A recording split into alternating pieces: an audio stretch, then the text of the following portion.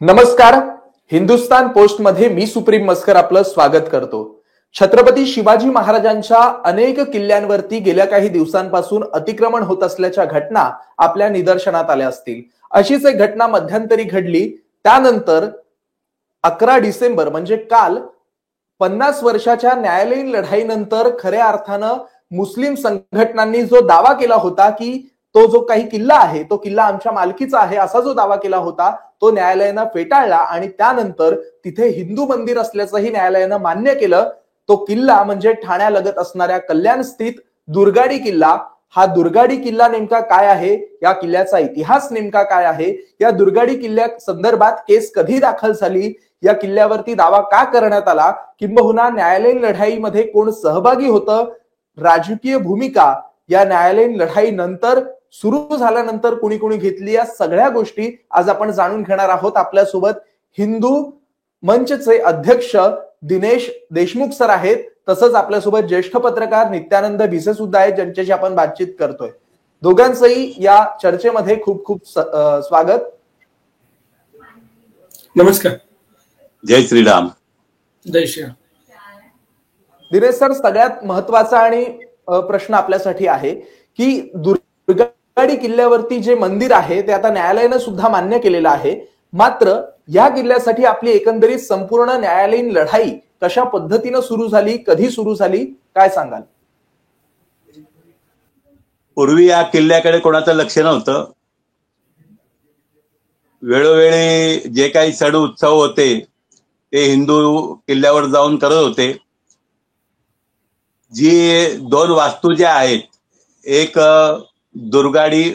दुर्गा मंदिर आणि दुसरी एक दुर्गाडीची एक भिंत आहे. या भिंतींवरती गवत उगवायचं, मंदिरावरती गवत उगवायचं. त्रिपुरी पौर्णिमेच्या वेळेला आणि नवरात्रोत्सवाच्या वेळेला या दोन्ही वास्तू साफ केल्या जायच्या, त्यांना गेरू लावला जायचा आणि उत्सव साजरे केले जायचे. या ठिकाणी कालांतराने इथे जर फोटो ठेवला, देव ठेवले तर ते उचलून फेकून दिले जायचे. या ठिकाणी एक शिळा होती, त्या शिळेची पूजा इथले ग्रामस्थ नेहमी करत होते. कल्याणमध्ये आता जो टिळक चौक म्हणून जो भाग आहे तो पूर्वी टोणग्याचा नाका म्हणून ओळखला जायचा. या टोणग्याच्या नाक्यावर दसऱ्याला टोणगा कापला जायचा आणि मग त्याचे काही भाग करून त्याच्यातला एक भाग दुर्गा मातेला अर्पण केला जायचा. या ठिकाणी विवेकानंद गोडबोले म्हणून एक इतिहास संशोधक होऊन गेले. त्यांनी कल्याण सुभे या संबंधीचा ऐतिहासिक पुस्तक त्यांनी लिहिलं आणि त्यामध्ये हा कल्याणचा सुभे कसा आहे, या कल्याणमध्ये काय काय वास्तू आहेत, त्या जतन कशा करायला हव्यात, या संबंधीचा योग्य तो उहापोह त्यामध्ये केला होता. आणि या दुर्गाडी किल्ल्यावरती जो काही नवरात्रोत्सव होतो, तो पूर्वी नवरात्रोत्सव आमचे वाडवडील कसे साजरे करायचे त्याचा जमा खर्चही त्यांनी त्या कल्याण सुभेमध्ये दाखल केलेला होता. पुढे जेव्हा काही काळानंतर हिंदू आणि मुसलमान असा वाद उभा राहिला, तेव्हा ही वास्तू मशीद की मंदिर असा वाद उभा राहिल्यावर ठाणे जिल्हा कलेक्टरच्या समोर हा चौकशी अर्ज झाला आणि या चौकशी अर्जामध्ये मुसलमान जमातीने मुसलमानांची बाजू मांडली, हिंदू जमातीने हिंदूंची बाजू मांडली आणि जो काही इतिहास हिंदूंनी जे काही पुरावे सादर केले त्या पुराव्यानुसार 1971 1973 पर्यंत या 3 वर्षामध्ये हा जो चौकशीचा अर्ज झाला, या चौकशीमध्ये हे मंदिर आहे असं सिद्ध झालं. आणि 1973ला महसूल मंत्र्यांनी, तेव्हा वर्तक महसूल मंत्री होते, त्यांनी यासंबंधी विधानसभा आणि विधान परिषदेमध्ये आमदारांनी जे काही प्रश्न विचारले या जागेबाबत त्याबद्दल त्यांनी त्याच्यामध्ये उत्तर दिली. आणि त्यामध्ये उत्तर असं दिलं त्यांनी की किल्ल्यावरती 2 वास्तू आहेत, एक मंदिर आहे आणि एक ईदगाह आहे. जी भिंत आहे त्याला ते ईदगाह म्हणून म्हणतायत. आणि दुर्गा मातेची पूजा अर्चा करण्यास, दैनंदिन पूजा अर्चा करण्यास कुठली परवानगीची गरज नाही. पण जर मोठे उत्सव घ्यायचे झाले तर सरकारी परवानगी घेऊन तिथे ते साजरे करावेत. तसंच वर्षातून 2 दिवस मुसलमानांना रमजान ईद आणि बकरी ईद या 2 दिवसामध्ये नमाज पढण्यासाठी म्हणून त्यांनी परवानगी दिली. 1973 नंतर 1976 मुस्लिम जमातीने ठाणे जिल्हा न्यायालयामध्ये एक दावा दाखल केला की सरकारने जो काही निर्णय दिलेला आहे तो निर्णय चुकीचा आहे आणि हा वखफ आहे. या दृष्टिकोनातून त्यांनी हा दावा दाखल केला आणि संपूर्ण जागा ही मुस्लिम जमातीला मिळावी म्हणून त्यांनी त्या दाव्यामध्ये उल्लेख केला. आणि मग ही दाव्याची बातमी, जाहिरात जेव्हा पेपरमध्ये आली त्यावेळेला कल्याणच्या हिंदू जमातीने ज्ञानेश्वर मंदिरामध्ये एक बैठक घेतली. या बैठकीमध्ये हिंदू हितरक्षक समिती स्थापन करून या समितीचे काही प्रतिनिधी या दाव्यामध्ये वादी म्हणून झाले आणि हा दावा ठाणे जिल्हा न्यायालयात चालला.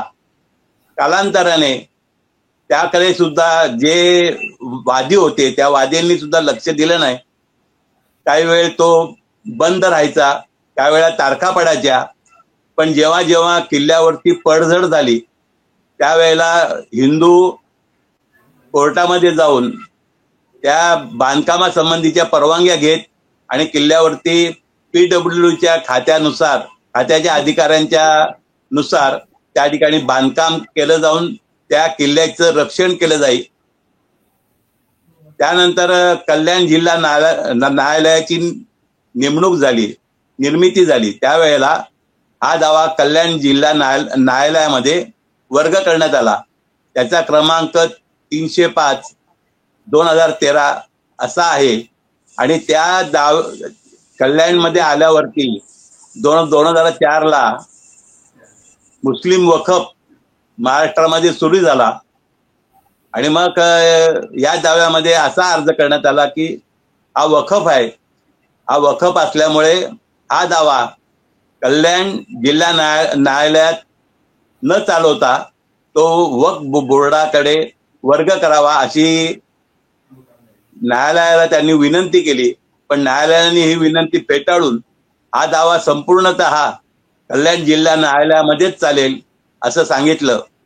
आणि आता कालच जो काही निर्णय दिलेला आहे की ही संपूर्ण जागा वखफची नसून ही शासनाची आहे आणि या ठिकाणी ज्या काही वास्तू आहेत त्या वास्तूंवरती जे काही कार्यक्रम करावायचे आहेत ते कार्यक्रम सरकारी परवानगी घेऊनच करावेत.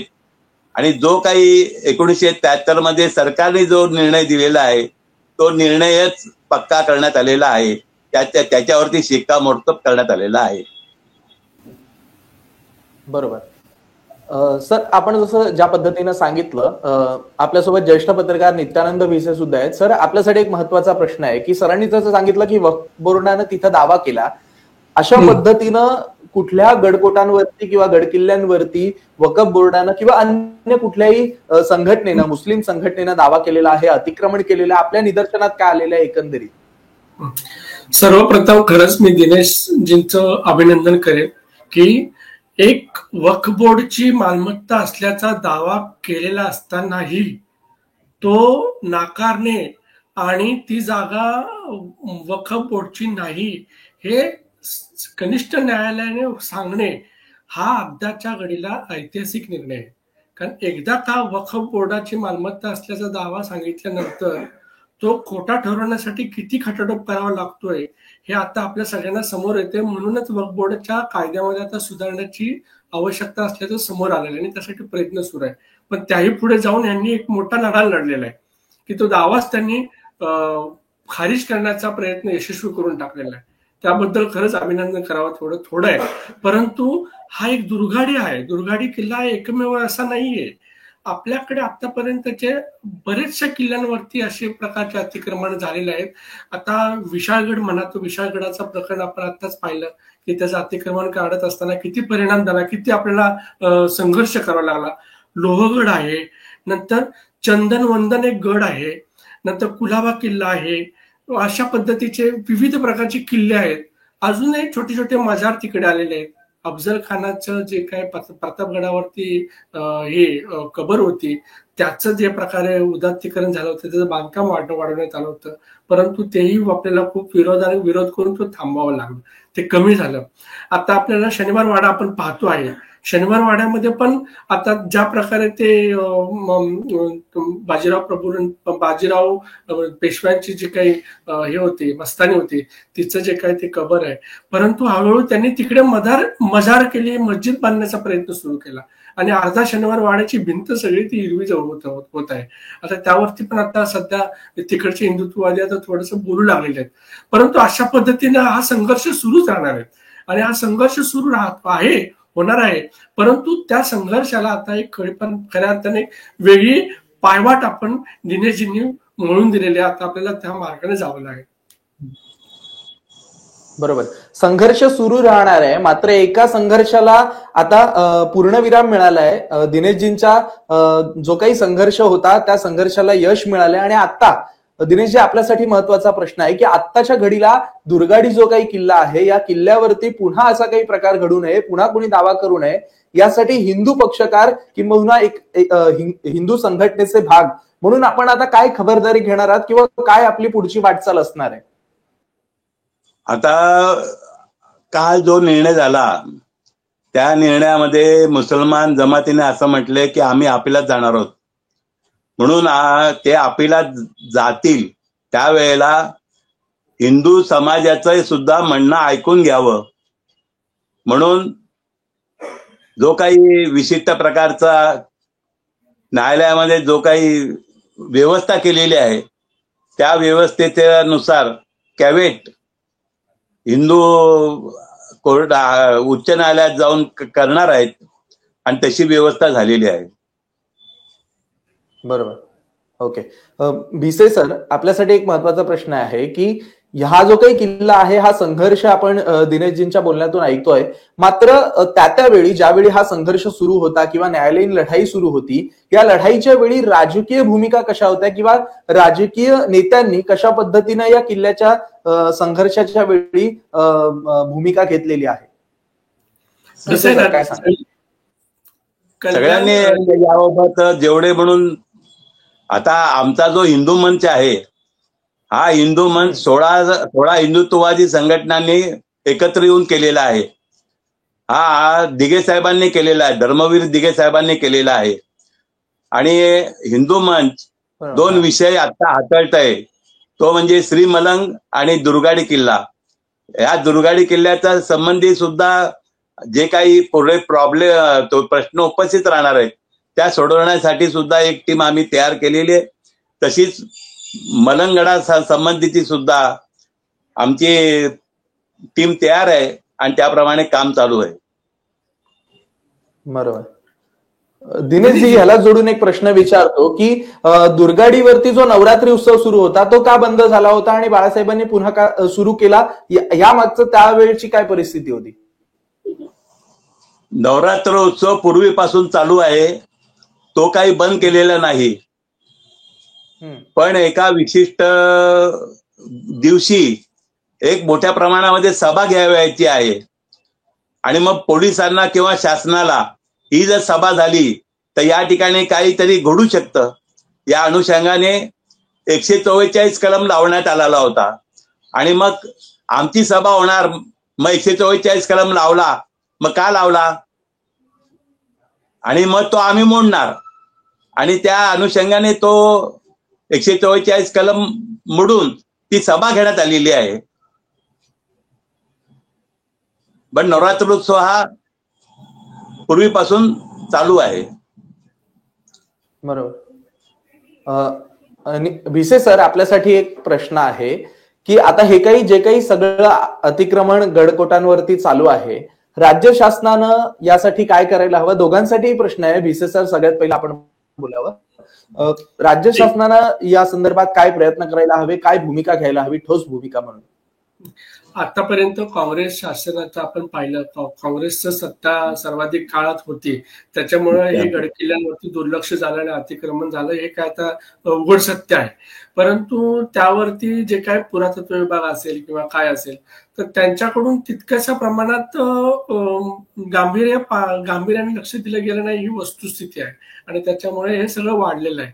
परंतु आता शासनाने काय करावं याच्यावरती मी भरपूर बोलेन, पण याच्यावरती दिनेश सरांनी जे काही सूचना कराव्यात ते फार महत्वाचे आहेत. त्यांनी यावरती काय बोला, ते काय यावरती बोलतील, ते आपण जाणून घ्यायला अपेक्षित आहे.